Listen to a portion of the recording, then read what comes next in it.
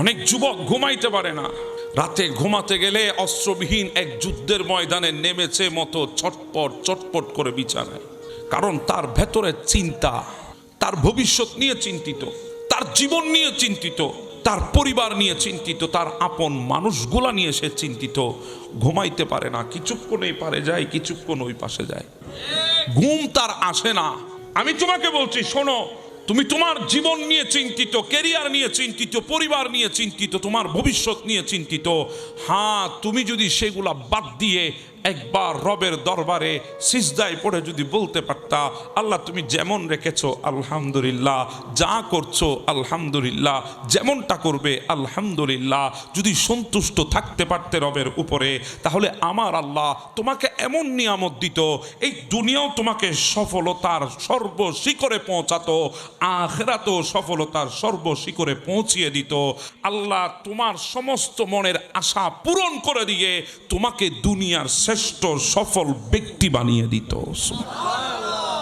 একবার যদি ভরসা তোমার রবের উপরে হতো, যা করেছো আলহামদুলিল্লাহ, যা হচ্ছে আলহামদুলিল্লাহ, যা করবে আলহামদুলিল্লাহ, আল্লাহ আমি কেন চিন্তা করব, আমি চিন্তা করে কি করব, আল্লাহ আমার চিন্তাই তো আমি হই নাই, আমার চিন্তাই তো আমি নিজের পায়ে দাঁড়াই নাই, আমি চিন্তা করে তো দেখতে পারি নাই, আল্লাহ আমি তো না ধরার মতো অসহায় ছিলাম, না দাঁড়ানোর মতো অসহায় ছিলাম, না দেখার মতো অসহায় ছিলাম, না ভাবার মতো অসহায় ছিলাম। আল্লাহ ভরসা রেখেছি তোমার উপরে, তোমার উপরেই ভরসা আমার তখন ছিল।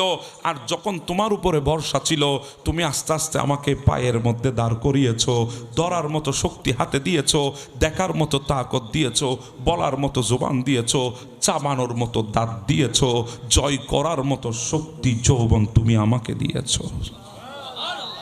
হ্যাঁ, ভরসা তো আমরা তখন করেছিলাম যখন কিছুই পারি নাই, আর এখন ভরসা করি না, কারণ এখন তো সব পারি। তো ভরসা যখন আল্লাহর উপরে হবে না, পদে পদে আপনি লাঞ্ছিত হবেন, পদে পদে আপনি ধোঁকার শিকার হবেন, পদে পদে আপনাকে দুনিয়া তামসার পাত্র বানাবে। ভরসা যদি আল্লাহর উপরে হয়, কাউকে লাগবে না, আল্লাহ আপনাকে সফলতার উচ্চ শিখরে নিয়ে যাবে, কোনো মাধ্যমের প্রয়োজন হবে না। এখন তো আমাদের ভরসা নাই, তাওয়াক্কুল নাই আল্লাহর উপরে, আল্লাহর উপরে ভরসা আমাদের নাই। আমরা আশরাফুল মাখলুকাত, সবচেয়ে বেশি তাওয়াক্কুল আল্লাহর উপরে করা উচিত ছিল আমাদের, কিন্তু আমাদের তাওয়াক্কুল আল্লাহর উপরে নাই। আর আপনি ভাই কেমনে বিশ্বাস করেছেন আপনার জিন্দেগিটা এমনিই নষ্ট হয়ে যাবে?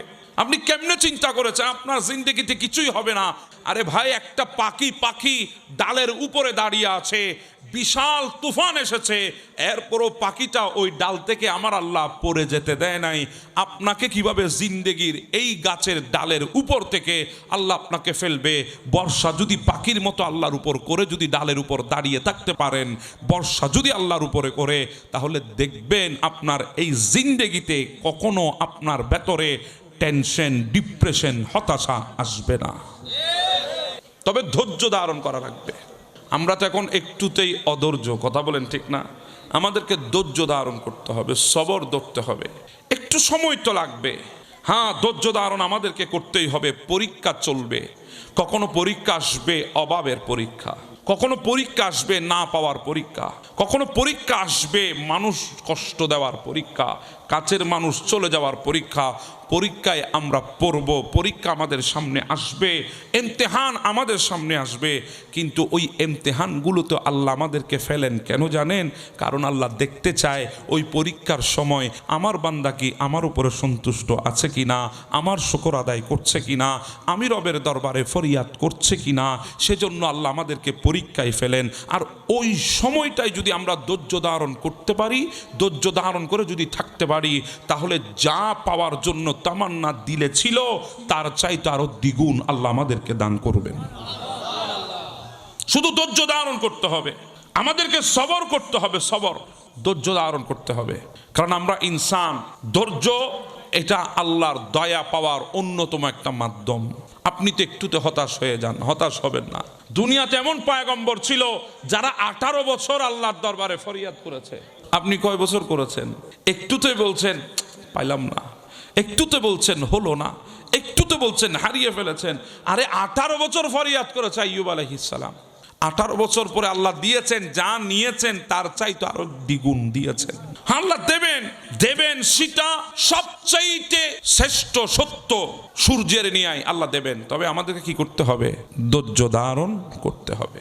পৃথিবীটা অনেক কঠিন বাবা, অনেক কঠিন। আপনি দুনিয়া এখনো বুঝেন নাই, হয়তো বুঝলে অনুধাবন করতে পারেন নাই। আপনি একবার যান হসপিটালগুলোর মধ্যে, দুনিয়া কদ্দূর আপনি দেখবেন। আপনি হাসপাতালে যান দুনিয়া দেখার জন্য, দেখবেন ওখানে কেউ দুনিয়া থেকে চলে গেছে বলে আত্মীয় স্বজন কাঁদছে, আর কেউ এসেছে বলে আত্মীয় স্বজন হাসছে। এক গেট দিয়ে লাশ বের হচ্ছে, আরেক গেট দিয়ে মিষ্টি ঢুকতেছে। কেউ যাচ্ছে কবরে শোয়ার জন্যে, আর কেউ বের হচ্ছে দোলনাতে ওঠার জন্যে। এটাই দুনিয়া। দুনিয়া এটাকেই বলে। দুনিয়ার মধ্যে কেউ সুখের সাগরে ভাসবে, আর কেউ দুঃখের সাগরে ভাসবে। এটার নাম দুনিয়া। এজন্য আমি বলি, দুনিয়ার বাস্তবতা এটা একটা শ্রেষ্ঠ বিদ্যালয়, যেখানে শিক্ষক ছাড়া মানুষ জীবনের শ্রেষ্ঠ জ্ঞানটা অর্জন করে। যতই চিন্তা করি না কেন আমরাই শ্রেষ্ঠ, যতই আমাদের ভেতরে অহংকার, অহমিকা, দাম্ভিকতা থাকুক না কেন, কিন্তু আমরা আছি, থাকবো, থাকতে পারবো, দয়া লাগবে কার? আর পৃথিবীতে আল্লাহ আমাদেরকে মহাব্বত করে পাঠিয়েছেন। আপনি বিশ্বাস করলে করেন, না করলে না করেন। মহাব্বত যদি না থাকতো আল্লাহ আমাদেরকে দুনিয়ায় পাঠাতেন না। মহাব্বত করেছেন বলে আল্লাহ আমাদেরকে দুনিয়ায় পাঠিয়েছেন, না হলে ফেরেশতারা নিষেধ করেছে। ফেরেশতারা নিষেধ করেছে, আল্লাহ প্রয়োজন নাই মানুষ ইনসান বানিয়ে, খলিফা বানিয়ে দুনিয়ায় পাঠানো। কারণ তারা দুনিয়ায় গিয়ে ফিতনা করবে, ফাসাদ করবে, মারামারি করবে, রক্তপাত করবে। আপনার জিকির করার জন্য আমরা আছি, আপনার প্রশংসা করার জন্য আমরা আছি, আপনার দরবারে রুকু দেওয়ার জন্য আমরা আছি, আপনাকে সিজদা করার জন্য আমরা আছি। প্রয়োজন নাই। আমার আল্লাহ বলে, তোরা জানিস না আমি তাদেরকে পাঠাচ্ছি, ইউহিব্বুহুম ওয়া ইউহিব্বুনাহু, তারা আমাকে মোহাব্বত করবে, আমি তাদেরকে মোহাব্বত করব। হ্যাঁ, মোহাব্বত করে আল্লাহ আমাদেরকে বানিয়েছেন। মোহাব্বত যদি না থাকতো আল্লাহ আমাদেরকে কখনো বানাতেন না। মোহাব্বত কেমন করেছেন জানেন? আমাদের রুটা বানিয়ে রেখেছেন আলেমে আরওয়ার মধ্যে। ওখানে আমাদের বাবাও ছিল, আমাদের মাও ছিল, আমাদের 14 গোষ্ঠীর পূর্বপুরুষ সবাই ওখানে ছিল। ওই আলেমে আরওয়ার মধ্যে আমাদেরকে রেখেছে। যখন দুনিয়ায় আমাদের মা এসেছে, বাবা এসেছে, তাদের যখন বিবাহ বন্ধনে আবদ্ধ হলো, সালবি আবি কাওয়াইব ওয়া উম্মিক, আল্লাহ আমাদেরকে রুহের জগৎ থেকে বাবার পৃষ্ঠে এনেছেন, ওখান থেকে মায়ের সিনার মধ্যে রেখেছেন। জামাআতু ফি বাতনি উম্মিক, মায়ের সিনা থেকে ডিম্বাণু বানিয়েছেন, বাবার পৃষ্ঠ থেকে শুক্রাণু বানিয়েছেন। দুইজনের মিলনে আল্লাহ এক কতরা নাপাক পানি থেকে, কুনতা মা আম্মাহিনা, এক কতরা নাপাক পানি থেকে আল্লাহ আমাদেরকে অস্তিত্ব দিয়েছেন। আমাদের অস্তিত্ব আল্লাহ দিয়েছেন নাপাক পানি থেকে।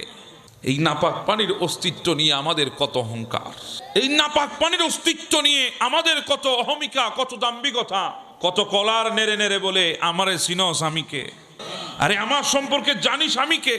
ওই নাপাক পানির অস্তিত্ব থেকে এত বাহাদুরি, এত অহংকার আমাদের। কথা বলেন ঠিক না?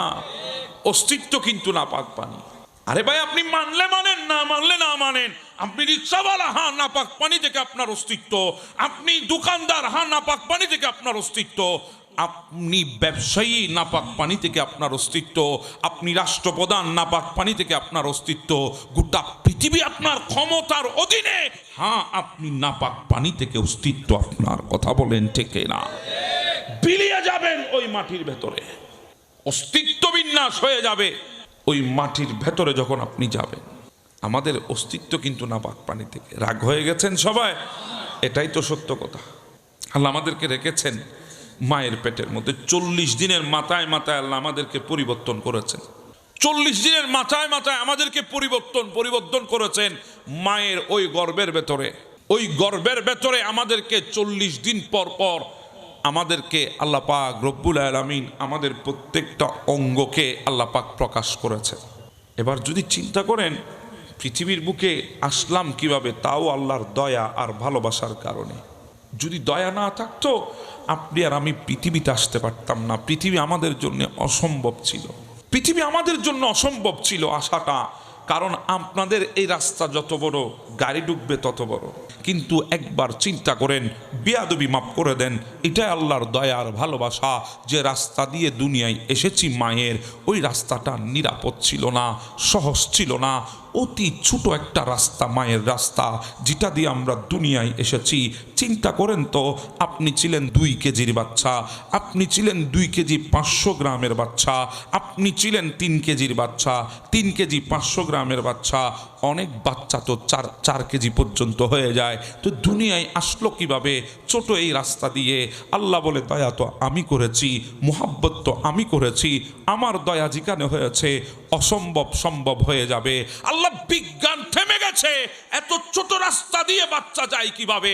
আল্লাহ বলে, বিজ্ঞান থামবে, এটা তো আমার কুদরত। আল্লাহ, চিন্তাশীলের চিন্তা থেমে গেছে, যায় কিভাবে? আল্লাহ বলে, ওটা তো চিন্তাশীলের চিন্তা, কিন্তু ওটা তো আমার রহম, আমার দয়া আর রহমত, আমার কুদরত। আল্লাহ, কিভাবে সম্ভব? বলে, যখন মায়ের গর্ভে গিয়েছো, 1 মাস হয়েছে, আমি একজন ফেরেশতা পাঠিয়ে দিয়েছি, ফেরেশতাকে বলে দিয়েছি 1 মাস যখন হয়েছে মায়ের রাস্তাটা প্রশস্ত করে দে। 2 মাসে আরেকটু কর, 3 মাসে আরেকটু কর, 4 মাসে আরেকটু কর, 5 মাসে আরেকটু কর, 6 মাসে আরেকটু কর, 7 মাসে আরেকটু কর, 8 মাসে আরেকটু কর। আর যখন 9 মাস হয়ে গেছে, ও ফেরেশতা, আমার বান্দার সময় হয়ে গেছে যাওয়ার, আম্মা সাবিলা ইয়াসির, নিরাপদ করে দে, যাতে আমার বান্দা দুনিয়ার বুকে গিয়ে দুনিয়া দেখতে পারে। সুবহান। দয়া ছিল কার? জি বলেন না, কার দয়া? আল্লাহর দয়া ছাড়া দুনিয়ায় আসতে পারতাম না। আপনি কোথায় আছেন আমি জানি না। ওটা তো ওই রাস্তা, যে রাস্তা অতিক্রম করতে গিয়ে অনেক বাচ্চাও মারা গেছে, অনেক মাও মারা গেছে। এটা তো ওই রাস্তা, এত খতরনাক রাস্তা, যে রাস্তা দিয়ে সন্তান আসতে গিয়ে সন্তানও মারা গেছে অনেক সময়, মাও মারা গেছে অনেক সময়। সেই খতরনাক সবচেয়ে কঠিন রাস্তা দিয়ে আল্লাহ আমাদেরকে দুনিয়ায় এনে দুনিয়া দেখিয়েছেন। ভালো যদি না বাসতো, আমরা দুনিয়া দেখতে পারতাম না। কথা বলেন ঠিক না? বেসেছেন কে? কে বেসেছেন? আল্লাহ বেসেছেন। কদ্দুর বেসেছেন চিন্তা করেন না। আপনি আর আমি যখন দুনিয়ায় আসলাম, আমাদের অস্তিত্ব ছিল পরিপূর্ণ, হাত ছিল সম্পূর্ণ, পা ছিল সম্পূর্ণ, জবান ছিল সম্পূর্ণ, চোখ ছিল সম্পূর্ণ, মাথার ভেতরে মস্তিষ্ক ছিল সম্পূর্ণ, হৃদয়ের প্রত্যেকটি ধারকান ছিল সচল। আমাদের প্রত্যেকটা পার্টসের মধ্যে সব কিছু সচল ছিল। এরপরেও দাঁড়াইতে পারতাম না নিজের পায়ের উপরে, দৌড়তে পারতাম না হাতের শক্তি দিয়ে, চাইতে পারতাম না চাওয়ার মতো করে, চিন্তা করতে পারতাম না এই ছোট ক্ষুদ্র ব্রেনটা দিয়ে। জুবান তো ছিল সালামত, বলার মতো শক্তি ছিল না, দাঁতই ছিল না, ছিবাবো থেকে কিছুই ছিল না। অসহায় এক বান্দা দুনিয়ায় এসেছে মাত্র। মানুষ তো আপনাকে হাতের তালুতে নিয়ে ফেলতো। এত ছোট ছিলা, কোনটা সাগীরা, এতটাই ছোট ছিলা, কোনটা জাইফা, বড়ই দুর্বল ছিলা, কোনটা জাহেলা, অজ্ঞ ছিলা, অজ্ঞ, চিন্তা শক্তি ছিল না, কিছুই ছিল না। খোদা লাগলে বলার মতো জবান ছিল না, তোমার কাছে কোনো প্রয়োজন হলে ডাকার মতো শব্দ ছিল না, কিছুই ছিল না তুমি। ওই কিছু না থাকা থেকে আল্লাহ দুর্বল থেকে সহায় করেছে, সবল করেছে। হ্যাঁ, গুরুত্বপূর্ণ হায়াত আল্লাহ যৌবন দান করেছে, যৌবন শক্তি দিয়েছে। দুর্বলতা কাটিয়ে আল্লাহ সবলতা দান করেছে। ভালোবেসেছে বলে আল্লাহ আমাদেরকে সবল করেছে, ভালোবেসেছে বলে আল্লাহ আমাদেরকে যৌবন দিয়েছে। না হলে ওই ছোট অবস্থায়, দুর্বল অবস্থায় অনেকে তো গোরস্থানে চলে গেছে। আমরা তো যৌবন পেয়েছি। হ্যাঁ, যৌবন যেটা গোটা জিন্দেগির পরীক্ষা কেন্দ্র। হ্যাঁ, এই যৌবনটাই পরীক্ষা কেন্দ্র, এই যৌবনটাই ইমতিহান কেন্দ্র। এখানে যদি ভালো করে তুমি চলতে পারো, ভালো করে যদি পরীক্ষাটা দিতে পারো, সামনে রেজাল্ট আসবে, ওই রেজাল্টটা ভালো হবে। না হলে রেজাল্টটা খারাপ থাকবে। কেন জানেন? আপনি মনে করছেন যৌবনটাই বুঝি শেষ, যৌবনের পরে বুঝি আর কিছুই নাই। আরে ভাই, দুর্বলতা যেটা কাটিয়ে এসেছেন, ওই দুর্বলতায় কাছে মানুষ পেয়েছিলেন, কুশিয়ে কুশিয়ে আপনার কাছে ছিল। কেউ আপনার পায়খানা পরিষ্কার করেছিল হেসে খুশে, কেউ আপনাকে খাওয়াই দিয়েছিল খুশিতে আনন্দে, কেউ আপনাকে বুকে জড়িয়ে ধরেছিল আদর আর যত্ন করে। ওই দুর্বলতা তো আদরে আদরে কাটিয়েছেন, দুর্বলতা মায়ায় মায়ায় কাটিয়েছেন, ওই দুর্বলতা স্নেহে স্নেহে কাটিয়েছেন। এখন যৌবনে এসেছেন, পরীক্ষা চলছে, পরীক্ষা। এই যৌবনের পরীক্ষা পরীক্ষাটা যদি ভালো করে দিতে পারেন, সামনে আরো মারাত্মক দুর্বলতা আপনার জন্য অপেক্ষা করছে। ওটা হচ্ছে বার্ধক্য, যেই দুর্বলতায় দুনিয়ার কাউকে কাছে পাবেন না একমাত্র মালিকের দয়া ছাড়া। ওই দুর্বলতায় কাউকে কাছে পাবেন না, একমাত্র মালিকের দয়া ছাড়া কাউকে পাশে পাবেন না। যদি যৌবনটা যদি ভালো মতো কাটাইতে পারেন, ওই ভবিষ্যৎ যেই দুর্বলতা আপনার জন্য আসতেছে, সেটা ওই রেজাল্টটা আল্লাহ আপনার জন্য ভালো করবেন। না হলে এমন দুর্বলতা আসবে। এখানে অনেক সাদা দাড়িওয়ালা মানুষ আছে, আমি জানি না আমার কথাগুলো বুঝতেছেন কিনা। আমি তো মানুষ, ছোট মানুষ, এলম কম, হেকমাও কম, জুবানে জড়তা আছে, এরপরও মোহাব্বত করেছেন, এসেছি কয়েকটা কথা বলার চেষ্টা করছি। বলি মালিককে প্রায় সময় হাত তুলে, আল্লাহ এমন একটা মেশিন দাও যে মেশিনের মাধ্যমে তোমার বান্দাদের হৃদয়ে তোমার কথাগুলো বসাইতে পারি। জানি না কদ্দূর আপনাদের হৃদয়ে পৌঁছছে আমার আওয়াজগুলো, আমি জানি না, তবে দিলে লাগানোর চেষ্টা করেন। সময় বেশি দিন আমাদের হাতে নাই, সময় বেশি দিন নাই বাবা, চলে যাচ্ছে সময়, কোন দিকে যাচ্ছে জানি না।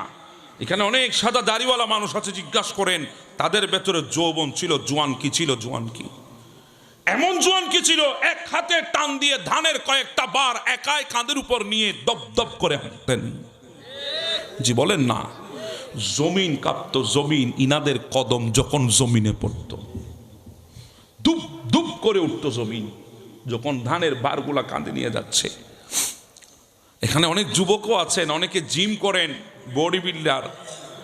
আপনাকে যদি একটা ধানের বার তুলে দিই আপনি পারবেন না, কিন্তু কথা বলেন না, আপনার শক্তি অদূর হয় নাই। কিন্তু সাদা দাড়িওয়ালা যাদেরকে দুর্বল মনে হয়, তাদের ভেতরে এত শক্তি ছিল, এক হাতে টান দিয়ে ধানের বার তুলে নিয়ে চলে যেত।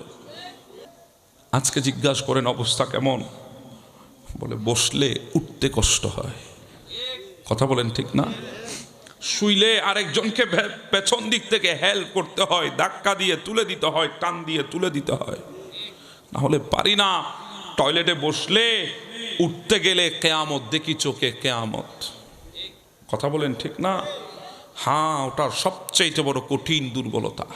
সেখানে কাউকে কাছে পাবেন না। ছোটবেলায় তো আপনার বাবা আপনাকে বুকে প্রস্রাব করিয়েছে, বুকে বুকে। আপনার মা কুলে আপনাকে পায়খানা করিয়েছে আনন্দে। যখন বার্ধক্যের দুর্বলতা যখন ধরবে, সেদিন সন্তান আপনাকে টয়লেটেও ধরে নিয়ে যাবে না। কথা বলেন না ভাই, ঠিক না ভাই? ঠিক। কঠিন দুর্বলতা আসতেছে। হ্যাঁ, সেদিন আর রবকে ডাকার জন্য আপনি জায়নামাজে পর্যন্ত দাঁড়ানোর শক্তি পাবেন না। সেদিন আর হেঁটে মসজিদের কাতারে দাঁড়ানোর শক্তি আপনার থাকবে না। হ্যাঁ, হৃদয়ে চাহত আছে জিন্দেগির শেষ লম্হাগুলো, জিন্দেগির শেষ মুহূর্তগুলো আল্লাহর দরবারে দাঁড়িয়ে দাঁড়িয়ে রুকুর মাধ্যমে, সুজুদের মাধ্যমে, কিয়ামের মাধ্যমে, তাশাহুদের মাধ্যমে কাটাবো। ইচ্ছা আছে, কিন্তু সেদিন আর পারবেন না। কথা বলেন না ভাই, ঠিক না ভাই? সেদিন আর সম্ভব হবে না। ইচ্ছা আছে, চাহত আছে, তামান্না আছে, কিন্তু আপনি সেদিন আর দাঁড়াতে পারবেন না। সময় আসতেছে এমন, যদি যৌবনটাকে যদি কাজে লাগাইতে পারেন।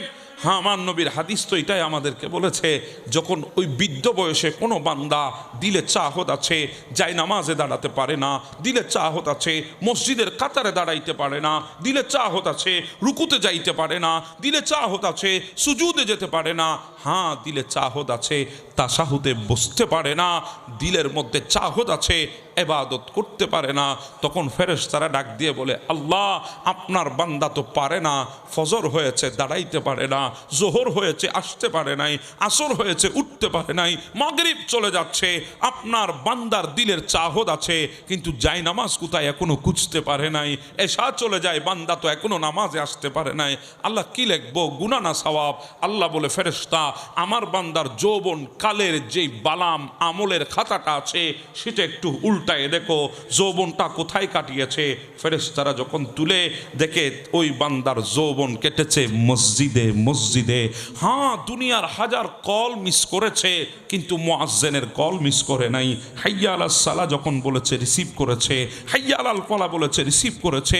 সবাই কম্বলের উষ্ণতার মধ্যে, কিন্তু যুবক কম্বলের উষ্ণতা ছেড়ে দিয়ে লাফ দিয়ে উঠে ঠান্ডা কনকনে শীতের ভেতর ঠান্ডা পানি দিয়ে উজু বানিয়ে আসসালাতু খায়রুম মিনান নওম শুনে দৌড় দিয়েছে মসজিদের মধ্যে।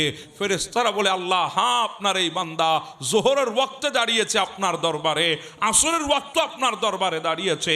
যৌবনে সবাই যখন দুনিয়ার পেছনে ঘুরে, আপনার এই বান্দা আসরের সময় আপনার জন্য দাঁড়িয়েছে, মাগরিবের সময় আপনার ইবাদতে দাঁড়িয়েছে, এশারের সময় আপনার ইবাদত বন্দিগি করেছে। দুনিয়া আড্ডাবাজির মধ্যে সময় ব্যয় করে, আপনার বান্দা আড্ডাবাজিতে সময় ব্যয় না করে মসজিদে চলে এসেছে। হ্যাঁ, তাদের জন্য আমার নবী বলেছে, যেই যুবক মসজিদে এখনো ওয়াক্ত আসে নাই, মসজিদে আজান আসে নাই, মসজিদে এখনো নামাজের ওয়াক্ত হয় নাই, আজানও দেয় নাই, কিন্তু যুবক আগে ভাগে এসে মসজিদে বসে আছে নামাজের জন্যে, আমার নবী বলে, নামাজ পড়লে যেই সওয়াব পাতি তার চাইতো আরো বেশি সওয়াব আমার আল্লাহ তোদেরকে দান করে দিয়েছে। সুবহানাল্লাহ। আপনার যৌবনটা যদি কাটাইতে পারেন আল্লাহর ঘর মসজিদের সাথে সম্পর্ক রেখে, হায় আল্লাহ, আপনি তো আজকে দুনিয়া কাঁপাচ্ছেন, আপনি তো দুনিয়া কাঁপানোর জন্য ব্যস্ত। এই জন্য বড় বড় বিলবোর্ডে মাঝে মাঝে আমাদের নেতাদের আগে আমরা টাইটেল দেখি, রাজপথ কাঁপানো নেতা আসতেছে। এবার আমি আপনারে বলি, আমার নবী কি বলেছেন শুনেন। আল্লাহ আপনাকে যৌবন দিয়েছে, হ্যাঁ, যৌবন এটা এমন এক দামি, আল্লাহ আপনাকে রাজপথ কাঁপানোর জন্য বানাই নাই, আপনার ভেতরে যৌবন দিয়েছে কেন জানেন? আপনি যখন যৌবনের শক্তি নিয়ে আল্লাহর দরবারে সিজদা দেবেন, আর রাজপথ তো মামুলি কিছুই না, আপনার ওই যৌবনের সিজদার পাওয়ার এত বেশি, আল্লাহর আরশটা পর্যন্ত থরথর করে কাঁপে। সুবহানাল্লাহ। আল্লাহ আপনাকে যৌবন দিয়েছে আরশ কাঁপানোর জন্য, আপনি জমিন কাঁপিয়ে নিজেকে বাহাদুর মনে করছেন। আপনি জানেন না আপনার যৌবনের শক্তি কতদূর, আপনি জানেন না। পৃথিবীর বুকে ইমামুল মালাইকা, সৈয়দুল মালাইকা যাকে বলে, জিবরিল আমিন, যার কাছে আল্লাহ 600 পাখনা দান করেছে। এক এক পাখনার হীরা জোহরা মণি মুক্তা দ্বারা আল্লাহ সাজিয়েছে। এত শক্তিশালী জিবরিল, যে জিবরিল বলে, আসমান থেকে যতগুলা ফোঁটা বৃষ্টি জমিনে পড়ে, আমি জিবরিল প্রত্যেকটা বৃষ্টির ফোঁটা গুনতে পারি। পৃথিবীতে কোনো স্যাটেলাইট, কোনো তথ্য, কোনো প্রযুক্তি, কোনো বিজ্ঞান এখনো কোনো কিছু আবিষ্কার করতে পারে না। কোত্থেকে বৃষ্টি গুনবে? বাংলাদেশে পড়লে তো পাকিস্তানে আর বৃষ্টি পড়ে না, পাকিস্তানে পড়লে তো আর ইন্ডিয়ায় পড়ে না, আর সবখানে যদি একসাথে পড়ে মুশকিলে পড়ে যাবে, গুনবে কোত্থেকে? কিন্তু জিবরিল বলে, আসমান থেকে যতগুলা ফোঁটা বৃষ্টি জমিনে পড়ে, আমি প্রত্যেকটা বৃষ্টির ফোঁটা গুনতে পারি। কিন্তু জিবরিল এক জায়গায় এসে সিলিন্ডার করেছে, আত্মসমর্পণ করেছে, অপারগতা প্রকাশ করেছে, বলে, আমি জিবরিল পারি না, আমার কাছে সেই ক্ষমতা নাই। ও জিবরিল, কোন ক্ষমতার কথা আপনি বলছেন? আপনি তো সেই জিবরিল, সেকেন্ডে 7000 বছরের রাস্তা আপনি পাড়ি দিয়ে জমিনে চলে আসেন সিদরাতুল মুনতাহা থেকে, আপনি সেই জিবরিল। আপনি আবার পারেন না সেটা কোনটা? বলে, যখন যুবক আল্লাহর ইবাদত শুরু করে, ওই যৌবন কালের নেকির হিসাব আমি জিবরিল গণনা করে শেষ করতে পারি না। সুবহানাল্লাহ। আল্লাহ আপনাকে যৌবন দিয়েছে ইবাদত করার জন্য, আপনি দুনিয়ার পেছনে যৌবন কাটাচ্ছেন। আমরা দুনিয়ায় আসতে পেরেছি, দুনিয়ায় থাকতে পারছি, দুনিয়া থেকে আমাদেরকে যেতে হবে, কবরে থাকতে হবে, হাসরে উঠতে হবে, জান্নাতে ঢুকতে হলে দয়া লাগবে কার? জি বলি, কার দয়া? আপনাদের অসুবিধা হবে বেশি? একটু আমার সাথে কথা বলতে পারবেন তো ইনশাআল্লাহ? কার দয়া? একটা সেকেন্ডের জন্য আল্লাহর দয়া থেকে আপনি কি আলাদা থাকতে পারবেন? আল্লাহর দয়া বাদ দিয়ে কি জমিনের উপরে থাকা আমাদের জন্য সম্ভব? আসা সম্ভব ছিল না, থাকাও সম্ভব নয়। যতই মনে করি না কেন আমরা অনেক কিছু, যতই চিন্তা করি না কেন আমরাই শ্রেষ্ঠ, যতই আমাদের ভেতরে অহংকার, অহমিকা, দাম্ভিকতা থাকুক না কেন, কিন্তু আমরা আছি, থাকবো, থাকতে পারবো, দয়া লাগবে কার? আর পৃথিবীতে আল্লাহ আমাদেরকে মহাব্বত করে পাঠিয়েছেন। আপনি বিশ্বাস করলে করেন, না করলে না করেন, মহাব্বত যদি না থাকতো আল্লাহ আমাদেরকে দুনিয়ায় পাঠাতেন না। মহাব্বত করেছেন বলে আল্লাহ আমাদেরকে দুনিয়ায় পাঠিয়েছেন, না হলে ফেরেশতারা নিষেধ করেছে। ফেরেশতারা নিষেধ করেছে, আল্লাহ প্রয়োজন নাই মানুষ ইনসান বানিয়ে, খলিফা বানিয়ে দুনিয়ায় পাঠানো। কারণ তারা দুনিয়ায় গিয়ে ফিতনা করবে, ফাসাদ করবে, মারামারি করবে, রক্তপাত করবে। আপনার জিকির করার জন্যে আমরা আছি, আপনার প্রশংসা করার জন্যে আমরা আছি, আপনার দরবারে রুকু দেওয়ার জন্যে আমরা আছি, আপনাকে সিজদা করার জন্যে আমরা আছি। প্রয়োজন নাই। আমার আল্লাহ বলে, তোরা জানিস না আমি তাদেরকে পাঠাচ্ছি, ইউহিব্বুহুম ওয়া ইউহিব্বুনাহু, তারা আমাকে মোহাব্বত করবে, আমি তাদেরকে মোহাব্বত করব। হ্যাঁ, মোহাব্বত করে আল্লাহ আমাদেরকে বানিয়েছেন। মোহাব্বত যদি না থাকতো আল্লাহ আমাদেরকে কখনো বানাতেন না। মোহাব্বত কেমন করেছেন জানেন? আমাদের রুটা বানিয়ে রেখেছেন আলেমে আরওয়ার মধ্যে। ওখানে আমাদের বাবাও ছিল, আমাদের মাও ছিল, আমাদের 14 গোষ্ঠীর পূর্বপুরুষ সবাই ওখানে ছিল। ওই আলেমে আরওয়ার মধ্যে আমাদেরকে রেখেছে। যখন দুনিয়ায় আমাদের মা এসেছে, বাবা এসেছে, তাদের যখন বিবাহ বন্ধনে আবদ্ধ হলো, সালবি আবি কাওয়াইব ওয়া উম্মিক, আল্লাহ আমাদেরকে রুহের জগৎ থেকে বাবার পৃষ্ঠে এনেছেন, ওখান থেকে মায়ের সিনার মধ্যে রেখেছেন। জামাআতু ফি বাতনি উম্মিক, মায়ের সিনা থেকে ডিম্বাণু বানিয়েছেন, বাবার পৃষ্ঠ থেকে শুক্রাণু বানিয়েছেন। দুইজনের মিলনে আল্লাহ এক কতরা নাপাক পানি থেকে, কুনতা মা আম্মাহিনা, এক কতরা নাপাক পানি থেকে আল্লাহ আমাদেরকে অস্তিত্ব দিয়েছেন। আমাদের অস্তিত্ব আল্লাহ দিয়েছেন নাপাক পানি থেকে। এই নাপাক পানির অস্তিত্ব নিয়ে আমাদের কত অহংকার, কথা বলেন ঠিক না? এই নাপাক পানির অস্তিত্ব নিয়ে আমাদের কত অহমিকা, কত দাম্ভিকতা, কত কলার নেড়ে নেড়ে বলে আমারে চিনস আমিকে, কথা বলেন ঠিক না? আরে আমার সম্পর্কে জানিস আমিকে। ওই নাপাক পানির অস্তিত্ব থেকে এত বাহাদুরি, এত অহংকার আমাদের, কথা বলেন ঠিক না? অস্তিত্ব কিন্তু নাপাক পানি। আরে ভাই, আপনি মানলে মানেন, না মানলে না মানেন। আপনি রিক্সাওয়ালা, হ্যাঁ নাপাক পানি থেকে আপনার অস্তিত্ব। আপনি দোকানদার, হ্যাঁ নাপাক পানি থেকে আপনার অস্তিত্ব। আপনি ব্যবসায়ী, নাপাক পানি থেকে আপনার অস্তিত্ব। আপনি রাষ্ট্রপ্রধান, নাপাক পানি থেকে আপনার অস্তিত্ব। গোটা পৃথিবী আপনার ক্ষমতার অধীনে, হ্যাঁ আপনি নাপাক পানি থেকে অস্তিত্ব আপনার, কথা বলেন ঠিক না? বিলিয়ে যাবেন ওই মাটির ভেতরে, অস্তিত্ব বিন্যাস হয়ে যাবে ওই মাটির ভেতরে যখন আপনি যাবেন। আমাদের অস্তিত্ব কিন্তু নাপাক পানি থেকে। রাগ হয়ে গেছেন সবাই? এটাই তো সত্য কথা। আল্লাহ আমাদেরকে রেখেছেন মায়ের পেটের মধ্যে। 40 দিনের মাথায় মাথায় আল্লাহ আমাদেরকে পরিবর্তন করেছেন। 40 দিনের মাথায় মাথায় আমাদেরকে পরিবর্তন করেছেন মায়ের ওই গর্ভের ভেতরে।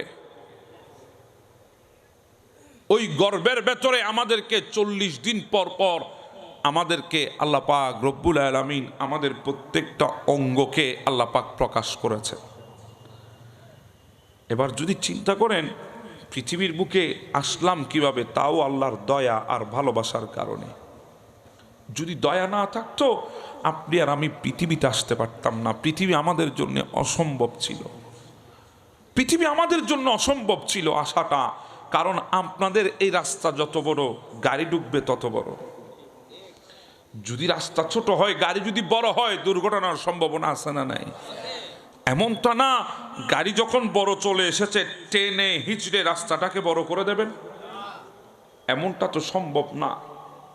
যা পারবেন হয়তো ওই মোবাইলের ভেতরে স্যাটেলাইটের দুনিয়ায় ম্যাপের মধ্যে যা করার করতে পারবেন, বাস্তবে তো আর করা যাবে না, কথা বলেন ঠিক না? কদ্দুর বুঝা আসছে আমি জানি না। আল্লাহর কাছে দোয়া করছি কথাগুলো যাতে দিলে বসে। হ্যাঁ, রাস্তা যত বড় গাড়িও তত বড় লাগবে। গাড়ি বড় হলে রাস্তা ছোট হলে ডুববে না। হ্যাঁ, যদি রাস্তা বরাবর গাড়িও হয় তারপরেও দুর্ঘটনার সম্ভাবনা আছে, সতর্ক থাকতে হবে। হ্যাঁ, রাস্তা যদি একটু বড় হয়, গাড়ি যদি একটু ছোট হয়, নিশ্চিন্তে ঢুকানো যাবে, রাস্তা সালামত আছে, অসুবিধা নাই। কিন্তু একবার চিন্তা করেন, বেয়াদবি মাফ করে দেন। এটাই আল্লাহর দয়ার ভালোবাসা যে রাস্তা দিয়ে দুনিয়ায় এসেছি মায়ের, ওই রাস্তাটা নিরাপদ ছিল না, সহজ ছিল না। অতি ছোট একটা রাস্তা, মায়ের রাস্তা, যেটা দিয়ে আমরা দুনিয়ায় এসেছি। চিন্তা করেন তো, আপনি ছিলেন 2 বছরের বাচ্চা, আপনি ছিলেন 2 কেজির বাচ্চা, আপনি ছিলেন 2 কেজি 500 গ্রামের বাচ্চা, আপনি ছিলেন 3 কেজির বাচ্চা, 3 কেজি 500 গ্রামের বাচ্চা। অনেক বাচ্চা তো 4 কেজি পর্যন্ত হয়ে যায়। তো দুনিয়ায় আসলো কিভাবে? ছোট এই রাস্তা দিয়ে। আল্লাহ বলে, দয়া তো আমি করেছি, মুহাব্বত তো আমি করেছি, আমার দয়া যেখানে হয়েছে অসম্ভব সম্ভব হয়ে যাবে। আল্লাহ, বিজ্ঞান থেমে গেছে, এত ছোট রাস্তা দিয়ে বাচ্চা যায় কিভাবে? আল্লাহ বলে, বিজ্ঞান থামবে, এটা তো আমার কুদরত। আল্লাহ, চিন্তাশীলের চিন্তা থেমে গেছে, যায় কিভাবে? আল্লাহ বলে, ওটা তো চিন্তাশীলের চিন্তা, কিন্তু ওটা তো আমার রহম, আমার দয়া আর রহমত, আমার কুদরত। আল্লাহ, কিভাবে সম্ভব? বলে, যখন মায়ের গর্ভে গিয়েছো, 1 মাস হয়েছে, আমি একজন ফেরেশতা পাঠিয়ে দিয়েছি, ফেরেশতাকে বলে দিয়েছি 1 মাস যখন হয়েছে মায়ের রাস্তাটা প্রশস্ত করে দে। 2 মাসে আরেকটু কর, 3 মাসে আরেকটু কর, 4 মাসে আরেকটু কর, 5 মাসে আরেকটু কর, 6 মাসে আরেকটু কর, 7 মাসে আরেকটু কর, 8 মাসে আরেকটু কর। আর যখন 9 মাস হয়ে গেছে, ও ফেরেশতা, আমার বান্দার সময় হয়ে গেছে যাওয়ার, আম্মা সাবিলা ইয়াসির, নিরাপদ করে দে, যাতে আমার বান্দা দুনিয়ার বুকে গিয়ে দুনিয়া দেখতে পারে। সুবহান। দয়া ছিল কার? জি বলেন না, কার দয়া? আল্লাহর দয়া ছাড়া দুনিয়ায় আসতে পারতাম না। আপনি কোথায় আছেন আমি জানি না। ওটা তো ওই রাস্তা, যে রাস্তা অতিক্রম করতে গিয়ে অনেক বাচ্চাও মারা গেছে, অনেক মাও মারা গেছে। জি বলেন না ভাই, আমি কি ভুল বলছি? অসুবিধা হচ্ছে আপনাদের? এটা তো ওই রাস্তা, এত খতরনাক রাস্তা, যে রাস্তা দিয়ে সন্তান আসতে গিয়ে সন্তানও মারা গেছে অনেক সময়, মাও মারা গেছে অনেক সময়। সেই খতরনাক, সেই সবচেয়ে কঠিন রাস্তা দিয়ে আল্লাহ আমাদেরকে দুনিয়ায় এনে দুনিয়া দেখিয়েছেন। ভালো যদি না বাসতো, আমরা দুনিয়া দেখতে পারতাম না। কথা বলেন ঠিক না? বেসেছেন কে? কে বেসেছেন? আল্লাহ বেসেছেন। কদ্দুর বেসেছেন চিন্তা করেন না।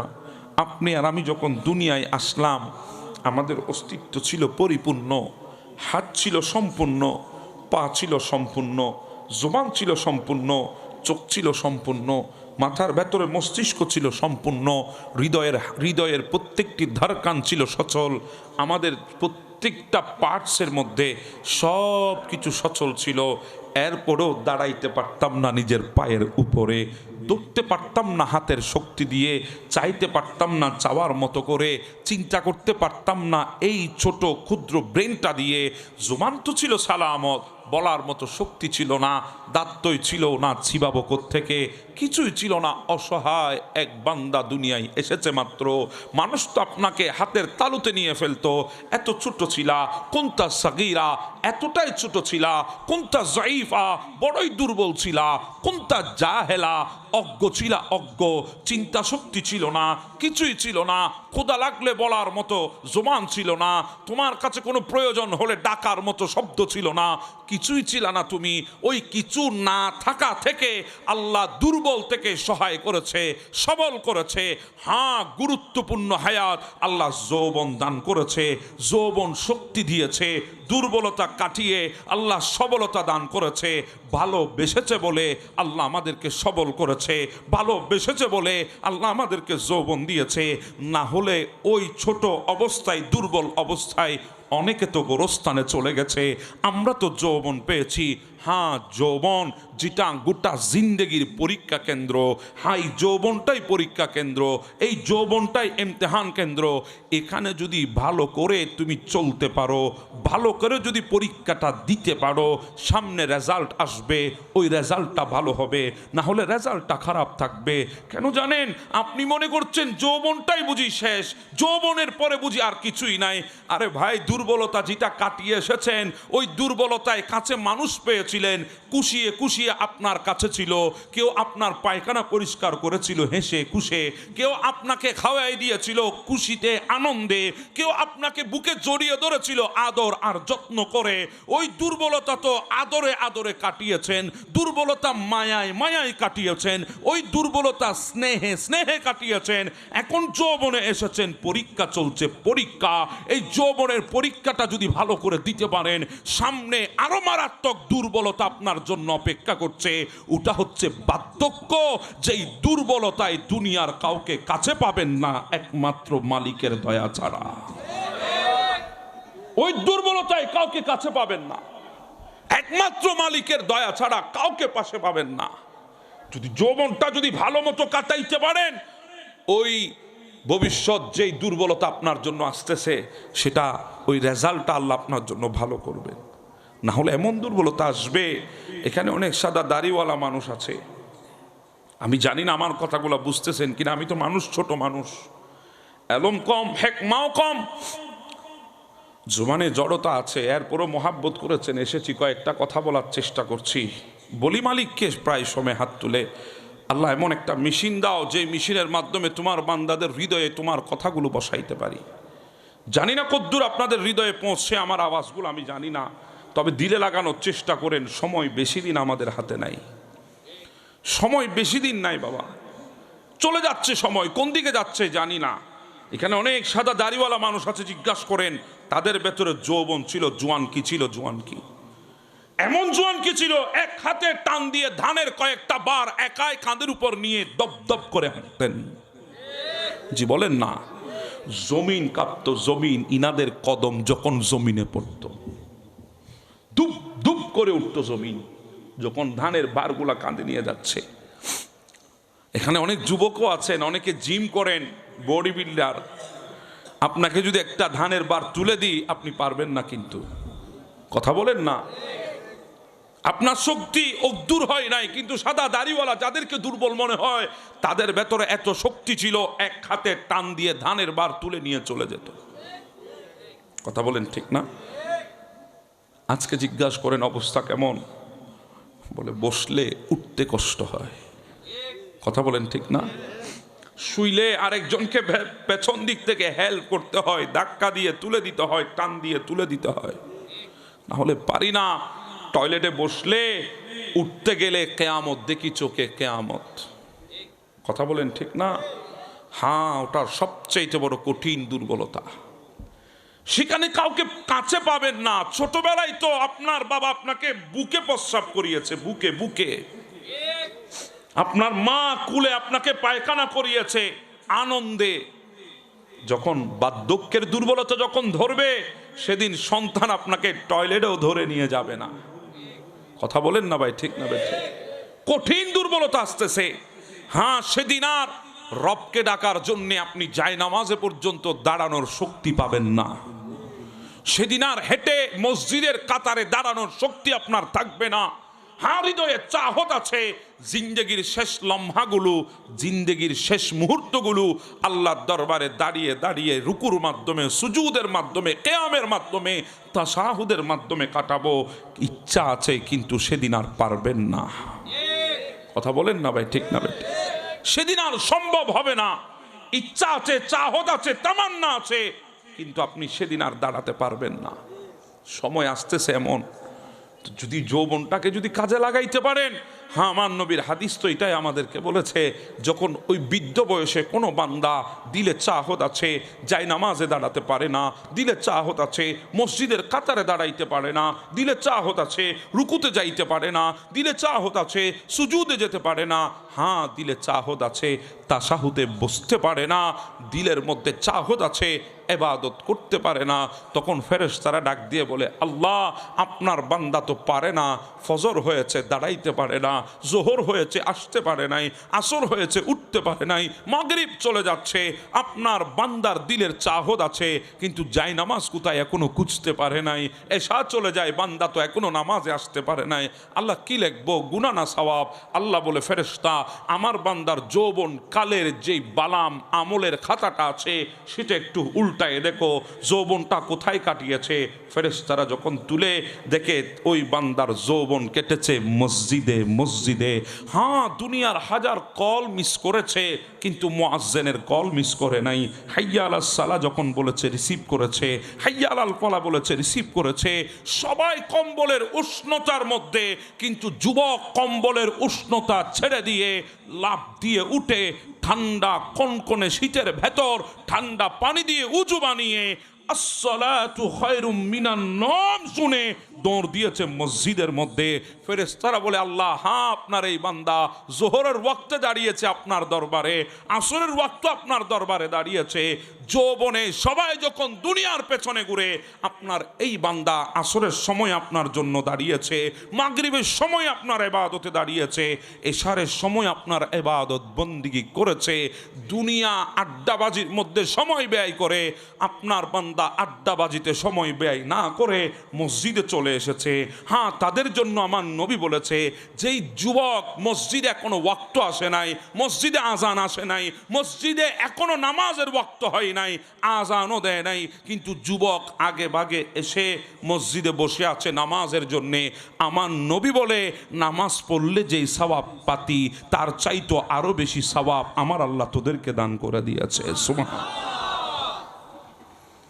হ্যাঁ, আজকে আমরা তো আল্লাহর দরবারে সিজদা দিতে পারি না, কারণ আজকে তো আমরা নেতার পেছনে ঘুরতে ঘুরতে আমাদের সময় শেষ। কথা বলেন ঠিক না?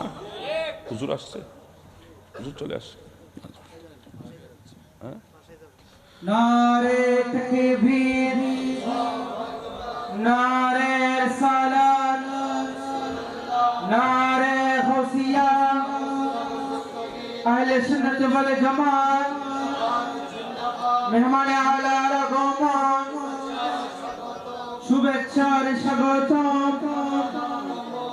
মারহাবা মারহাবা। আমাদের মাঝে উপস্থিত হয়েছে আজকের এই সালামে জলসা ও ইসালিয়া সব মাহফিলের সম্মানিত মেহমানে আলা ঐতিহ্যবাহী দিনী শিক্ষা প্রতিষ্ঠান সিফাতুল গাউসিয়া মাইনিয়া বহুমুখী কামিল মাদ্রাসার সম্মানিত প্রধান মুফাসসির উস্তাদুল উলামা হযরতুল হাজ আল্লামা গাজী মোহাম্মদ শফি আলম নিজামী মাদ্রাসা। আল্লাহুম্মা সাল্লি আলা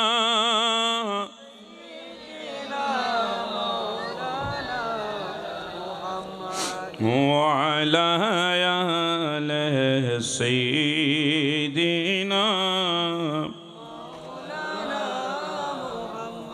মনের গড়েতে রেখেছি যারে দো জাহানের বাদশা নবী। নরম হয়ে গেছেন মনে হয়। দো জাহানের বাদশা নবী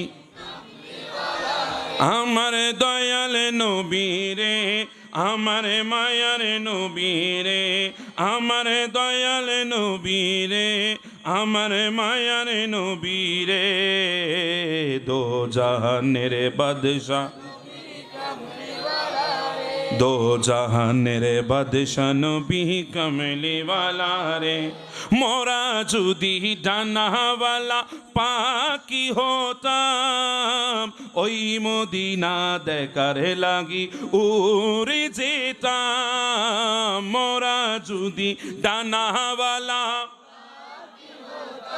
ওই মদিনা দেখার লাগি উড়ে যেতাম। হৃদয় জুড়ে দেখিতাম আমি, হৃদয় জুড়ে দেখিতাম আমি নয়ন ভরে দো জাহানের বাদশা নবী, দো জাহানের বাদশা নবী আমার দয়াল নবী রে, আমার মায়ার নবী রে, আমার দয়াল নবী রে, আমার মায়ার নবী রে, দো জাহানের দো জাহানের বাদশা নবী কমলি ওয়ালা রে, দো জাহানের বাদশা নবী। আল্লাহু আকবার বলেন, আল্লাহু আকবার। বলছিলাম আপনার যৌবনটা যদি কাটাইতে পারেন আল্লাহর ঘর মসজিদের সাথে সম্পর্ক রেখে, হায় আল্লাহ, আপনি তো আজকে দুনিয়া কাঁপাচ্ছেন, আপনি তো দুনিয়া কাঁপানোর জন্য ব্যস্ত। এই জন্য বড় বড় বিলবোর্ডে মাঝে মাঝে আমাদের নেতাদের আগে আমরা টাইটেল দেখি, রাজপথ কাঁপানো নেতা আসতেছে। বলেন না, কি পথ কাঁপানো নেতা? আপনারা রাগ করেছেন আমার সাথে? এটাই তো সত্য, রাজপথ কাঁপানো নেতা আসতেছে। আমাদের অনেক যুবক ভাইরা স্বপ্ন দেখে আমার নামের আগে কখন এই টাইটেল লাগবে। কথা বলেন ঠিক না? এটা স্বপ্ন দেখে অনেকের স্বপ্ন, এটা কখন আমাদের নামের আগে ওই টাইটেল লাগবে। এবার আমি আপনারে বলি, আমার নবী কি বলেছেন শুনেন। আল্লাহ আপনাকে যৌবন দিয়েছে, হ্যাঁ যৌবন, যৌবন এটা এমন এক দামি, আল্লাহ আপনাকে রাজপথ কাঁপানোর জন্য বানাই নাই। আপনার ভেতরে যৌবন দিয়েছে কেন জানেন? আপনি যখন যৌবনের শক্তি নিয়ে আল্লাহর দরবারে সিজদা দেবেন, আর রাজপথ তো মামুলি কিছুই না। আপনার ওই যৌবনের সিজদার পাওয়ার এত বেশি, আল্লাহর আরশটা পর্যন্ত থরথর করে কাঁপে। সুবহানাল্লাহ। আল্লাহ আপনাকে যৌবন দিয়েছে আরশ কাঁপানোর জন্য, আপনি জমিন কাঁপিয়ে নিজেকে বাহাদুর মনে করছেন। আপনি জানেন না আপনার যৌবনের শক্তি কতদূর, আপনি জানেন না। পৃথিবীর বুকে ইমামুল মালাইকা, সৈয়দুল মালাইকা যাকে বলে, জিবরিল আমিন, যার কাছে আল্লাহ 600 পাখনা দান করেছে। এক এক পাখনার হীরা জোহরা মণি মুক্তা দ্বারা আল্লাহ সাজিয়েছে। এত শক্তিশালী জিবরিল, যে জিবরিল বলে আসমান থেকে যতগুলা ফোঁটা বৃষ্টি জমিনে পড়ে, আমি জিবরিল প্রত্যেকটা বৃষ্টির ফোঁটা গুনতে পারি। পৃথিবীতে কোনো স্যাটেলাইট, কোনো তথ্য, কোনো প্রযুক্তি, কোনো বিজ্ঞান এখনো কোনো কিছু আবিষ্কার করতে পারে না। কোত্থেকে বৃষ্টি গুনবে? বাংলাদেশে পড়লে তো পাকিস্তানে আর বৃষ্টি পড়ে না, পাকিস্তানে পড়লে তো আর ইন্ডিয়ায় পড়ে না, আর সবখানে যদি একসাথে পড়ে মুশকিলে পড়ে যাবে, গুনবে কোত্থেকে? কিন্তু জিবরিল বলে আসমান থেকে যতগুলা ফোঁটা বৃষ্টি জমিনে পড়ে, আমি প্রত্যেকটা বৃষ্টির ফোঁটা গুনতে পারি। কিন্তু জিবরিল এক জায়গায় এসে সিলিন্ডার করেছে, আত্মসমর্পণ করেছে, অপারগতা প্রকাশ করেছে, বলে আমি জিবরিল পারি না, আমার কাছে সেই ক্ষমতা নাই। ও জিবরিল, কোন ক্ষমতার কথা আপনি বলছেন? আপনি তো সেই জিবরিল, সেকেন্ডে ৭,০০০ বছরের রাস্তা আপনি পাড়ি দিয়ে জমিনে চলে আসেন সিদরাতুল মুনতাহা থেকে। আপনি সেই জিবরিল, আপনি আবার পারেন না সেটা কোনটা? বলে যখন যুবক আল্লাহর ইবাদত শুরু করে, ওই যৌবন কালের নেকির হিসাব আমি জিবরিল গণনা করে শেষ করতে পারি না। সুবহানাল্লাহ। আল্লাহ আপনাকে যৌবন দিয়েছে ইবাদত করার জন্য, আপনি দুনিয়ার পেছনে যৌবন কাটাচ্ছেন। আমাদের দেশে তো অনেক যুবক আজকে ঘুমাইতে পারে না। অসুবিধা হচ্ছে আপনাদের? অনেক যুবক ঘুমাইতে পারে না। রাতে ঘুমাতে গেলে অস্ত্রবিহীন এক যুদ্ধের ময়দানে নেমেছে মতো ছটপট ছটপট করে বিছানায়, কিছুক্ষণ এই পাশে যায়, কিছুক্ষণ এই পাশে যায়, ছটপট ছটপট করছে। কারণ তার ভেতরে চিন্তা, তার মধ্যে টেনশন, কিছুক্ষণ তার ক্যারিয়ার নিয়ে, কিছুক্ষণ তার পরিবার নিয়ে, কিছুক্ষণ তার বর্তমান হালত নিয়ে সে টেনশনে আছে, সে চিন্তায় আছে। তার ভেতরে ডিপ্রেশন চেপে বসেছে, বাসা বেঁধেছে হতাশা। তার ক্যারিয়ার নিয়ে সে চিন্তিত, তার ভবিষ্যৎ নিয়ে চিন্তিত, তার জীবন নিয়ে চিন্তিত, তার পরিবার নিয়ে চিন্তিত, তার আপন মানুষগুলা নিয়ে সে চিন্তিত। ঘুমাইতে পারে না, কিছুক্ষণ এই পারে যায়, কিছুক্ষণ ওই পাশে যায়। কথা বলেন ঠিক না? ঘুম তার আসে না, ঘুম তার চোখে ধরা দেয় না, এত কষ্ট করে, এত চেষ্টা করে। অনেক যুবক তো আছে এই ঘুমটা যাওয়ার জন্য অনেক সময় কানের ভেতরে, আমার যুবক ভাইয়েরা, হেয়ারফোন লাগিয়ে গান পর্যন্ত শুনে যাতে একটু ঘুমটা আসে। কথা বলেন ঠিক না? তো সে জানে না কি শুনতে হয়, সে জানে না কোথায় যাইতে হয়, কি করতে হয়, সে জানে না। আমি বলছি ভাই তোরে, আমি তোমাকে বলছি, শোনো, তুমি তোমার জীবন নিয়ে চিন্তিত, ক্যারিয়ার নিয়ে চিন্তিত, পরিবার নিয়ে চিন্তিত, তোমার ভবিষ্যৎ নিয়ে চিন্তিত। হ্যাঁ, তুমি যদি সেগুলা বাদ দিয়ে একবার রবের দরবারে সিজদায় পড়ে যদি বলতে পারতা, আল্লাহ তুমি যেমন রেখেছো আলহামদুলিল্লাহ, যা করছো আলহামদুলিল্লাহ, যেমনটা করবে আলহামদুলিল্লাহ, যদি সন্তুষ্ট থাকতে পারতে রবের উপরে, তাহলে আমার আল্লাহ তোমাকে এমন নিয়ামত দিত, এই দুনিয়াও তোমাকে সফলতার সর্বশিখরে পৌঁছাতো, আখিরাতেও সফলতার সর্বশিখরে পৌঁছিয়ে দিত। আল্লাহ তোমার সমস্ত চিন্তা চেতনা সব আল্লাহ তোমার থেকে নিয়ে আল্লাহ তোমার সমস্ত মনের আশা পূরণ করে দিয়ে তোমাকে দুনিয়ার শ্রেষ্ঠ সফল ব্যক্তি বানিয়ে দিত। কথা বলেন ঠিক না?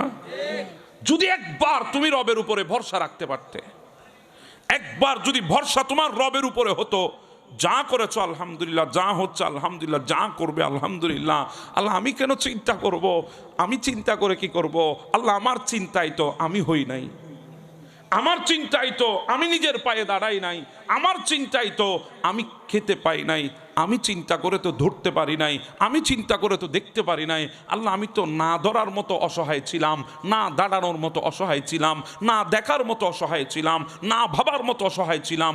আল্লাহ তোমার উপরে ভরসা রেখেছি, তোমার উপরেই ভরসা আমার তখন ছিল। আর যখন তোমার উপরে ভরসা ছিল, তুমি আস্তে আস্তে আমাকে পায়ের মধ্যে দাঁড় করিয়েছো, ধরার মতো শক্তি হাতে দিয়েছো, দেখার মতো তাকত দিয়েছো, বলার মতো জবান দিয়েছো, চাবানোর মতো দাঁত দিয়েছো, জয় করার মতো শক্তি যৌবন তুমি আমাকে দিয়েছো। হ্যাঁ, ভরসা তো আমরা তখন করেছিলাম যখন কিছুই পারি নাই, আর এখন ভরসা করি না, কারণ এখন তো সব পারি। কথা বলেন ঠিক না? তো ভরসা যখন আল্লাহর উপরে হবে না, পদে পদে আপনি লাঞ্ছিত হবেন, পদে পদে আপনি ধোঁকার শিকার হবেন, পদে পদে আপনাকে দুনিয়া তামসার পাত্র বানাবে। ভরসা যদি আল্লাহর উপরে হয়, কাউকে লাগবে না, আল্লাহ আপনাকে সফলতার উচ্চ শিখরে নিয়ে যাবে, কোনো মাধ্যমের প্রয়োজন হবে না, কোনো ব্যক্তির সুপারিশের প্রয়োজন হবে না, যদি ভরসা কার উপরে হয়, আল্লাহর উপরে। এখন তো আমাদের ভরসা নাই, তাওয়াক্কুল নাই আল্লাহর উপরে, আল্লাহর উপরে ভরসা আমাদের নেই। আমরা আশরাফুল মাখলুকাত, সবচেয়ে বেশি তাওয়াক্কুল আল্লাহর উপরে করা উচিত ছিল আমাদের, কিন্তু আমাদের তাওয়াক্কুল আল্লাহর উপরে নাই। আর আপনি ভাই কেমনে বিশ্বাস করেছেন আপনার জিন্দেগিটা এমনিই নষ্ট হয়ে যাবে? আপনি কেমনে চিন্তা করেছেন আপনার জিন্দেগিতে কিছুই হবে না? কেমনে চিন্তা করেছেন? আরে ভাই, একটা পাখি ডালের উপরে দাঁড়িয়ে আছে, বিশাল তুফান এসেছে, এরপরও পাখিটা ওই ডাল থেকে আমার আল্লাহ পড়ে যেতে দেয় নাই। আপনাকে কিভাবে জিন্দেগির এই গাছের ডালের উপর থেকে আল্লাহ আপনাকে ফেলবে? বর্ষা যদি পাখির মতো আল্লাহর উপর করে যদি ডালের উপর দাঁড়িয়ে থাকতে পারেন, জিন্দেগির কঠিন ডালের উপরে যদি দাঁড়িয়ে থাকতে পারেন, বর্ষা যদি আল্লাহর উপরে করে, তাহলে দেখবেন আপনার এই জিন্দেগিতে কখনো আপনার ভেতরে টেনশন, ডিপ্রেশন, হতাশা আসবে না। কথা বলেন ঠিক না? কষ্ট পেয়ে গেছেন আমার কথায়? হ্যাঁ, এটাই। তবে ধৈর্য ধারণ করা লাগবে, আমাদেরকে ধৈর্য ধারণ করতে হবে। কি করতে হবে? আমরা তো এখন একটুতেই অধৈর্য। কথা বলেন ঠিক না? আমাদেরকে ধৈর্য ধারণ করতে হবে, সবর ধরতে হবে, একটু সময় তো লাগবে। হ্যাঁ, ধৈর্য ধারণ আমাদেরকে করতেই হবে। পরীক্ষা চলবে, কখনো পরীক্ষা আসবে অভাবের পরীক্ষা, কখনো পরীক্ষা আসবে না পাওয়ার পরীক্ষা, কখনো পরীক্ষা আসবে মানুষ কষ্ট দেওয়ার পরীক্ষা, কাছের মানুষ চলে যাওয়ার পরীক্ষা। পরীক্ষায় আমরা পড়ব, পরীক্ষা আমাদের সামনে আসবে, ইমতিহান আমাদের সামনে আসবে। কিন্তু ওই ইমতিহানগুলো তো আল্লাহ আমাদেরকে ফেলেন কেন জানেন? কারণ আল্লাহ দেখতে চায় ওই পরীক্ষার সময় আমার বান্দা আমার উপর ভরসা করেছে, ওই পরীক্ষার সময় আমার বান্দা কি আমার উপরে সন্তুষ্ট আছে কি না, আমার শুকর আদায় করছে কি না, আমি রবের দরবারে ফরিয়াদ করছে কি না। সেজন্য আল্লাহ আমাদেরকে পরীক্ষায় ফেলেন। আর ওই সময়টাই যদি আমরা ধৈর্য ধারণ করতে পারি, ধৈর্য ধারণ করে যদি থাকতে পারি, তাহলে যা পাওয়ার জন্য তামান্না দিলে ছিল তার চাইতে আরো দ্বিগুণ আল্লাহ আমাদেরকে দান করবেন। শুধু ধৈর্য ধারণ করতে হবে, আমাদেরকে সবর করতে হবে, সবর, ধৈর্য ধারণ করতে হবে। কারণ আমরা ইনসান, ধৈর্য এটা আল্লাহর দয়া পাওয়ার অন্যতম একটা মাধ্যম। আপনি তো একটুতে হতাশ হয়ে যান, হতাশ হবেন না। দুনিয়াতে এমন পয়গম্বর ছিল যারা 18 বছর আল্লাহর দরবারে ফরিয়াদ করেছে। কয় বছর? 18 বছর। হযরতে আইয়ুব আলাইহিস সালাম, কয় বছর ফরিয়াদ করেছে? আপনি কয় বছর করেছেন? একটুতে বলছেন পাইলাম না, একটুতে বলছেন হলো না, একটুতে বলছেন হারিয়ে ফেলেছেন। আরে 18 বছর ফরিয়াদ করেছে আইয়ুব আলাইহিস সালাম। কয় বছর? 18 বছর। 18 বছর পরে আল্লাহ দিয়েছেন, যা নিয়েছেন তার চাইতে আরো দ্বিগুণ দিয়েছেন। সুবহানাল্লাহ। আল্লাহ দেবেন দেবেন, সেটা সবচাইতে শ্রেষ্ঠ সত্য। সূর্যের ন্যায় আল্লাহ দেবেন, তবে আমাদেরকে কি করতে হবে? ধৈর্য ধারণ করতে হবে। পৃথিবীটা অনেক কঠিন বাবা, অনেক কঠিন। আপনি দুনিয়া এখনো বুঝেন নাই, হয়তো বুঝলে অনুধাবন করতে পারেন নাই। আপনি একবার যান হসপিটালগুলোর মধ্যে, দুনিয়া কদ্দূর আপনি দেখবেন। আপনি হাসপাতালে যান দুনিয়া দেখার জন্যে, দেখবেন ওখানে কেউ দুনিয়া থেকে চলে গেছে বলে আত্মীয় স্বজন কাঁদছে, আর কেউ এসেছে বলে আত্মীয় স্বজন হাসছে। কথা বলেন ঠিক না? এক গেট দিয়ে লাশ বের হচ্ছে, আরেক গেট দিয়ে মিষ্টি ঢুকতেছে। কথা বলেন ঠিক না? কেউ যাচ্ছে কবরে শোয়ার জন্যে, আর কেউ বের হচ্ছে দোলনাতে ওঠার জন্যে। আপনি গিয়ে দেখেন দুনিয়া, এটাই দুনিয়া। দুনিয়া এটাকেই বলে। দুনিয়ার মধ্যে কেউ সুখের সাগরে ভাসবে, আর কেউ দুঃখের সাগরে ভাসবে। এটার নাম দুনিয়া। এজন্য আমি বলি, দুনিয়ার বাস্তবতা এটা একটা শ্রেষ্ঠ বিদ্যালয়। দুনিয়ার বাস্তবতা এটা একটা শ্রেষ্ঠ বিদ্যালয়, যেখানে শিক্ষক ছাড়া মানুষ জীবনের শ্রেষ্ঠ জ্ঞানটা অর্জন করে। কথা বলেন ঠিক না? সেজন্য একটা কথা মনে রাখবেন, এই যৌবনটাকে আল্লাহর দেওয়া নিয়ামত হিসাবে গ্রহণ করে কাটাবেন, দেখবেন আল্লাহর তরফ থেকে দয়া আসবে। তো বলছিলাম, দিয়েছেন বড় বড় রাত।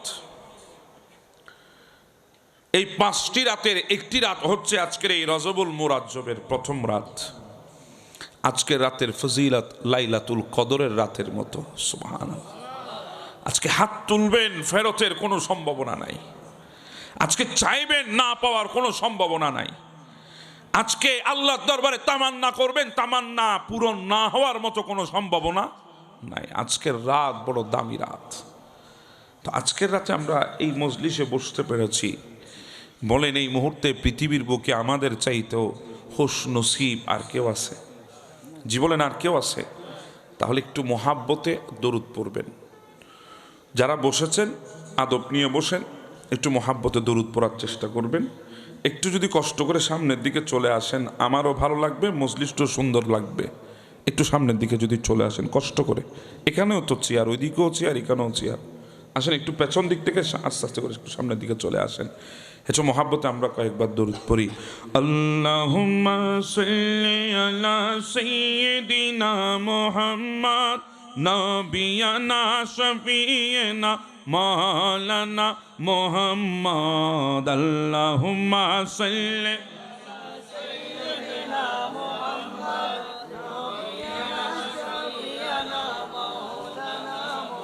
না, আপনাদের এই আওয়াজ হবে না, আর একটু মহাব্বতের আওয়াজ। আল্লাহুম্মা সাল্লি আলা নবিয়ানা শফিয়না। গাছে চিনিল বাসে চিনিল চিনিল বনের হরিণে, গাছে চিনল বাছে চিনিল চিনিল বনের হরিণে। উম্মত হয়ে চিনিলি না রে, দুঃখ রইল মনেতে। আল্লাহুম্মা সাল্লি আলা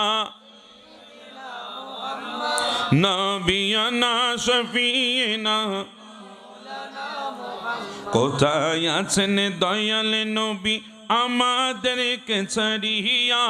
কোথায় আছেন দয়াল নবী আমাদেরকে ছাড়িয়া? আপনি বিনে কি লাভ হবে এই ধরাতে তাকিয়া? আল্লাহুম্মা সাল্লি আলা নবিয়ানা শফিয়না।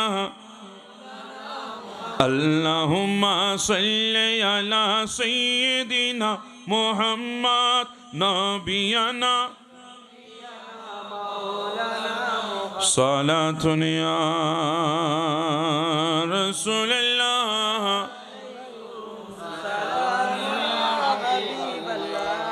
এই ایسی قدرت نے تیری صورت سواری یا رسول، دونوں عالم کا ہوئی ہے شکل پیاری یا رسول، صلاۃ یا رسول اللہ،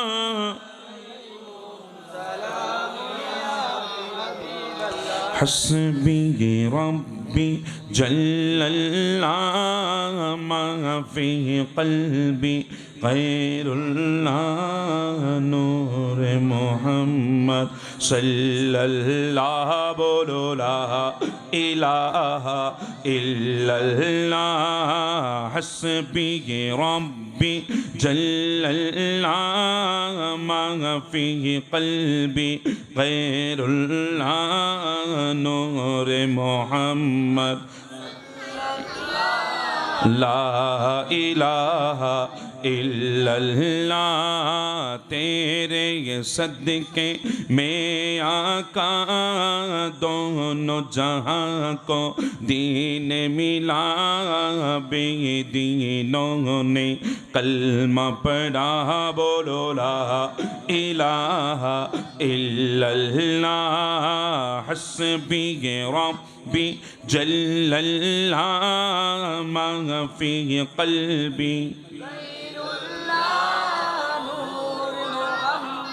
صلی اللہ، بولو لا الہ الا، سمت نبی بو جہل گیا، آقا سے اس نے یہ کہا، گر ہو نبی بتلاؤ ذرا میرے موٹی میں ہے کیا، سمت نبی بو جہل گیا، آقا سے اس نے یہ کہا، گر ہو نبی بتلاؤ ذرا میرے موٹی میں ہے کیا، آقا کا فرمان ہوا اور فضل رحمان ہوا، موٹی سے پاتر بولا، بولو لا الہ الا اللہ، حسبی ربی ما فی قلبی نور محمد صلی اللہ، بولو لا الہ، اپنی بہن سے بولے عمر یہ تو بتا کیا کرتی تھی، میرے آنے سے پہلے کیا چپ کے پڑھتی تھی، اپنی بہن سے بولے عمر یہ تو بتا کیا کرتی تھی، میرے آنے سے پہلے کیا چپ کے پڑھتی تھی، بہن نے جب قرآن پڑھا سن کے کلام میں پاک الہ، دل عمر کا بولے اٹھا، بولو لا الہ الا اللہ، حسبی ربی جل اللہ ما فی قلبی غیر اللہ، نور محمد صلی اللہ، بولو لا الہ الا اللہ، حسبی ربی جل اللہ ما فی قلبی غیر اللہ، نور محمد صلی اللہ، بولو لا الہ الا اللہ، بولو لا الہ لا الہ الا اللہ محمد رسول সবাই বলি সাল্লাল্লাহু আলাইহি ওয়াসাল্লাম। অধ্যকার ঐতিহ্যবাহী কোরআন ও ইসলামী শিক্ষা কেন্দ্র পরিচালনা পরিষদের ব্যবস্থাপনায় কোরআন ও ইসলামী শিক্ষা কেন্দ্রের ৭ম সালানা জলসা পুরস্কার বিতরণী ও ইসালে সওয়াব মাহফিল ২০২৫ এর দ্বিতীয় অধিবেশনের সম্মানিত সভাপতি, আপনাদের আমাদের সবার সুপরিচিত হযরতুল আল্লামা জনাবে মাওলানা হুজুর আল্লামা মুফতি মুহাম্মদ শাহ আলম আল কাদরি সাহেব কিবলা মুদ্দাজিলহুল আলী, প্রতিষ্ঠাতা শাহ রাজবিয়া আজিজিয়া সুন্নিয়া দাখিল মাদ্রাসা, আজকের মাহফিলের সম্মানিত উদ্বোধক জনাব মোহাম্মদ সেকান্দর মিয়া সাহেব, সিনিয়র সহ সভাপতি গাউসিয়া কমিটি বাংলাদেশ ফতেহপুর ইউনিয়ন, বিশেষ করে আজকের মাহফিলের মেহমানে আলা আন্তর্জাতিক মুফাসসিরে কোরআন, বিশিষ্ট আলেমে দ্বীন, উস্তাদুল উলামা, শেখুল মুশাইখ আল্লামাতুল ফাহমা হযরতুল হাজ আল্লামা গাজী মুহাম্মদ শফিউল আলম নিজামি সাহেব কিবলা কদমহু আলা আইনি ওয়ারাসি, প্রধান মুফাসসির সিফাতুলি গাউসিয়া মঈনিয়া বহুমুখী কামিল মাদ্রাসা,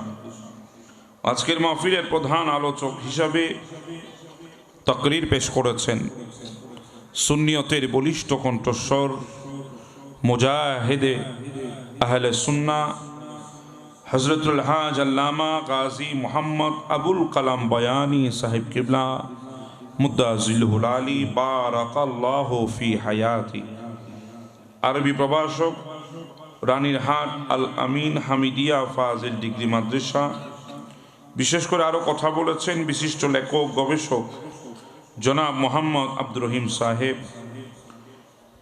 মহা ব্যবস্থাপক ডায়মন্ড সিমেন্ট লিমিটেড, অসংখ্য অতিথিবৃন্দ, বিশেষ করে আমার সামনে বসা দিনদার ইমানদার ফরহেজগার মুত্তাকি আমার রসুলের উম্মতিরা, বাবার বয়সী মুরব্বীরা, সমবয়সী বন্ধুরা, স্কুল কলেজ ইউনিভার্সিটি মাদ্রাসার মেধাবী শিক্ষার্থী ভাইয়েরা, পর্দার অন্তরালে ওয়াজ ও নসিহা শ্রবণের উদ্দেশ্য অবস্থানরত মা ও বোনেরা, কচি কাঁচা কলিজা টোকরা সোনামণিরা, ইন্তেজামিয়া কমিটির সকল সদস্য ভাইরা, বাবারা, আসসালামু আলাইকুম ওয়া রাহমাতুল্লাহি তাআলা ওয়া বারাকাতুহু।